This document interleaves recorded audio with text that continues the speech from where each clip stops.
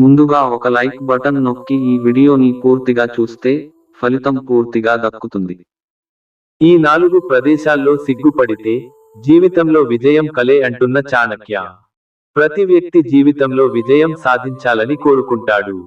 అయితే జీవితంలో సక్సెస్ అందుకోవాలంటే ఈ 4 విషయాలలో వెనుకాడవద్దు.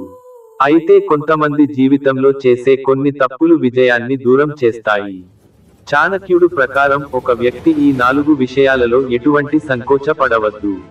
అంతేకాదు అవమానంగా భావించవద్దు. కొన్ని చోట్ల సంకోచిస్తే తాను అనుకున్నట్లు జీవించలేడు. కనుక చాణక్యుడి చెప్పిన ఆ 4 విషయాలు ఏమిటి తెలుసుకుందాం. అందరూ ఒకేలా ఉండరు. ఒక్కొక్కరు ఒక్కొక్కలా భిన్నంగా ఉంటారు. కొంతమంది తమ మనసులోని మాటను సూటిగా చెప్పగలిగే వ్యక్తిత్వం కలిగి ఉంటారు, మరికొందరు సంకోచిస్తారు. ఇదే విషయంపై ఆచార్య చాణక్యుడు కొన్ని విషయాలను తన నీతి శాస్త్రంలో వివరించాడు.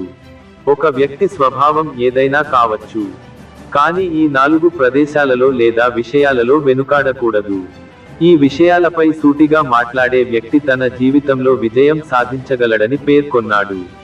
డబ్బు అప్పుగా ఇస్తే ఆచార్య చాణక్యుడు ప్రకారం సంపదకు సంబంధించిన విషయాల గురించి ఎప్పుడూ సిగ్గుపడకూడదు. ఎవరికైనా మీ నుంచి డబ్బుని అప్పుగా తీసుకున్నట్లయితే ఆ అప్పుని తిరిగి అడగడానికి వెనుకాడవద్దు. మీరు మీ డబ్బు అడగడానికి సంకోచిస్తే మీరే నష్టాలను ఎదుర్కోవలసి ఉంటుంది. ఎవరితోనైనా వ్యాపారం చేస్తుంటే వారితో స్పష్టంగా వ్యవహరించడం నేర్చుకోండి. మొహమాటానికి వెళ్లితే నష్టపోవాల్సి వస్తుందని చాణక్య చెప్పాడు. ఆహారం తీసుకోవడంలో సంకోచించవద్దు. ఎవరైనా సరే ఆహారం తినే విషయంలో సిగ్గుపడవద్దు. ఆహారం తినే సమయంలో అయిష్టతను ప్రదర్శిస్తే ఆకలితో అలమటించాల్సిన ఉంటుంది. కనుక మీకు కావలసినంత ఆహారం తినండి. ఆహారం తినని వ్యక్తి తన శరీరాన్ని, మనసును అదుపు చేసుకోలేడు.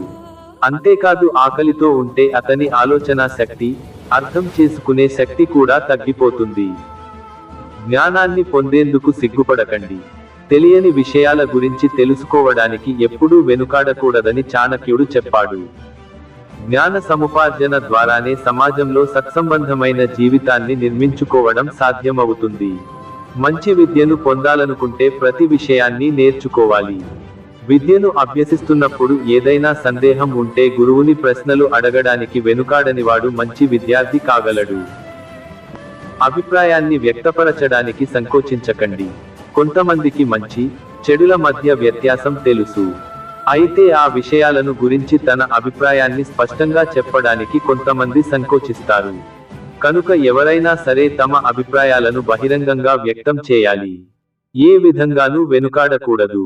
చాణక్య నీతి ప్రకారం సిగ్గుపడి 10 మంది ముందు తమ ఆలోచనలను వెల్లడించకుండా మనసులో పెట్టుకున్నవారు జీవితంలో ఎప్పటికీ ముందుకు సాగలేరు. ఈ వీడియో మీకు నచ్చినట్లు అయితే దయచేసి షేర్, కామెంట్, లైక్ మరియు సబ్స్క్రైబ్ చేయండి.